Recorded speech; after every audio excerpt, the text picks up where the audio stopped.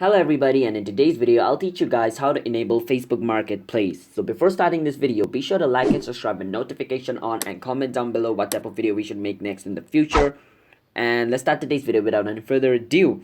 So to enable Facebook Marketplace, you can just click on the tree line which is at the top right corner right below the messenger icon. Click on it, and if you scroll down you can see Marketplace right below Find Friends. You can click on Marketplace and you just went to Marketplace. But like sometimes you cannot see Marketplace on your phone, because if your account is under 18, then you won't be able to see Facebook Marketplace, because to use Facebook Marketplace you need to be over 18. So if you're under 18, then you just need to wait until you're over 18 to use Marketplace. And sometimes Marketplace won't show up if you have violated the Facebook's guideline. Like if you have violated the Facebook Marketplace guideline, then it's gonna show you like your Marketplace is blocked, and to unblock it again you need to write a report to Facebook saying you did this and you want to use a Marketplace again, so can you please just unban me again on Facebook Marketplace. And they'll review it and they will decide whether they will ban you or unban you, or they will just suspend you for a certain period of time and you need to wait for a certain day or month